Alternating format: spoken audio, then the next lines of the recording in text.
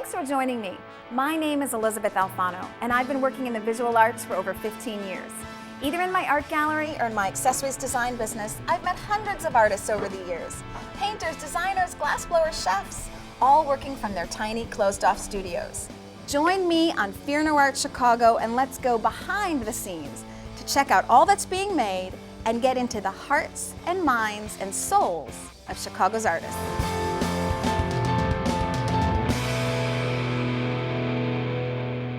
The city of Chicago is chock full of artists, yet there's one artist in particular that is synonymous with the city itself.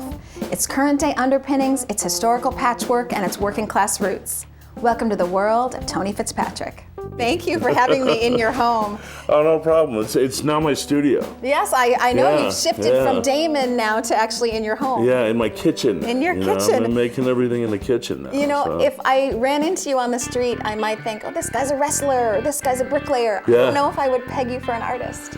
You know, that's not the first time I've heard that, you know, or an artist who makes these delicate little combinations of drawing and collage. Yes, and a poet as well. Yeah, so there's this soft side to you that I don't know if I would get right away. Yeah, just a big sissy, you know, well, what just brought a you big to art? panty waist, a big candy ass, you know. Mr. Candy Ass. Yeah, what that's brought me. you to art? You know, I started drawing when I was a little kid. I loved the Sunday comics, and every Sunday my dad would go through the paper and hand me the comics with Dick Tracy and Gasoline Alley and Pogo. And I remember wanting to make those things. But at a certain point, I just decided this is all I'm going to do. And I'm going to hurl myself at it. I had some issues with drugs and alcohol as a young man and stopped. And after that, I just decided the only thing that ever made any sense to me was making drawings. Well, I wondered about this because you make drawings and you make collages and you're a playwright. You also had your own radio show. You're an actor. I mean, it's overwhelming how much you do. I've always thought it was all part of the same thing. I've always thought it was all part of a body of work. A storytelling creative body of work. Yeah. Well, I wondered if art is an addiction for you. It's definitely obsessive. You know, I do this every single day. And I always tell young artists, if you still have a choice whether you're an artist or not, get out now. You know, collect stamps, play the trumpet. You know, there's a lot of things that are easier. This is a very hard way to go through life. You know, it isn't about making a living. It's about making a life. I'd love to get up close to your collages and sure. see where everything happens. Sure. Usually when I do this, it starts with a drawing, and this one was just a very simple rendering of a star. And I wanted to make like a compass rose star, which has its genesis in nautical history. You always see these stars on maps and stuff. And they're also very big with tattoo imagery.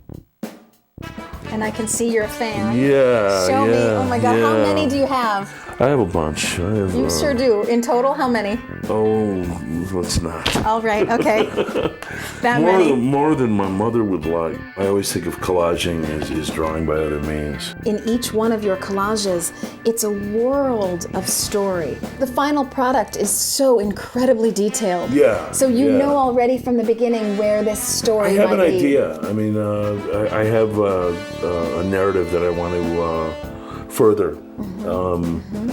So I kind of know where it's going. I mean, once we finish the bit with the star, then, you know, the rest of it, the spirit of improvisation is going to rear its head. There's certain kind of iconic shapes that really hooked me from childhood on. One of them was stars, ace of spades. The moth you go back to again and again. Yeah. Why the moth? They're symbolic of so much. I mean, every culture has a different baggage of folklore attached to moths. Moths have this dual history of being very, very beautiful and very destructive. A little bit like carp, very beautiful and yet they're like flying carp. Plus, they freak most people out. You tend to work in series because now you're on stars and you were on moths, and of course you've done the Hobo Alphabet. Yeah. Explain to me your interest in the Hobo Alphabet. When people try to figure out where the Hobo Alphabet came from, there's anecdotal evidence that say it came out of cattle brands, cattlemen. What's important to remember is that when we first started seeing it was after the Civil War, and 50% of America could not read or write. Right. half of our country was illiterate. So they left very simple, slash marks and markings and arrows and stuff like that. That was a code for other people riding the rails or walking the roads. This is one of the things that I love about your work, is that it pulls in so much history and then contemporary politics to date. Yeah, I mean, the idea is to take some of those narratives that we know and make something new out of them. Now, all of your collages for the Hobo Alphabet, did that then lead to this train? When I was done with the drawing collage, I would just write down my thoughts and send them out to my friends. And I began to notice that became kind of an ongoing narrative. What is home? That kind of became an interesting question for me as I was making this train. The Hobo Alphabet was about guys going, walking and riding, every state in this country, trying to find that place. Just look at this desk. I work every day, yeah. I mean, look at this mess. Look at this desk. I mean, how much stuff do you cut out? You must just spend years cutting things out. Me and my 4 assistants.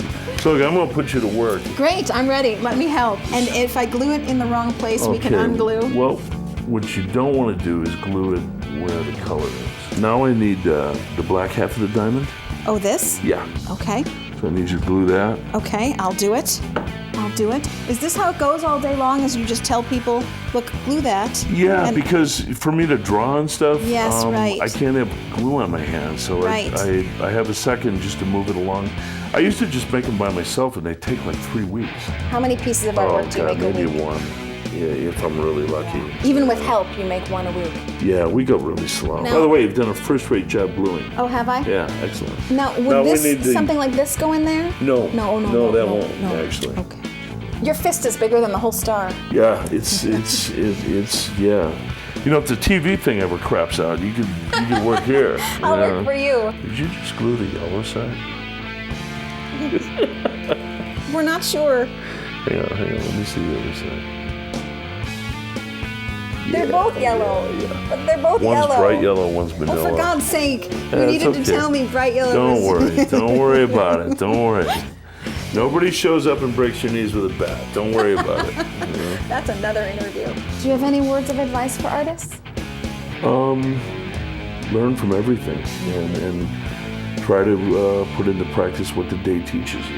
I'm very lucky. I'm very fortunate. I have a fulfilling and challenging career, so I'm enjoying myself. Yeah.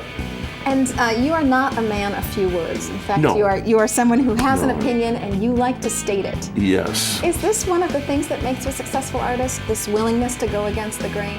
I've always said what was on my mind, and for, better or worse. With your personality, I mean, I never know if you're going to sort of write me a poem or drop the F-bomb, so you never know how it's going to go. I believe it's nice to keep guessing. Yeah, okay, well, good for you. So how would you define your life?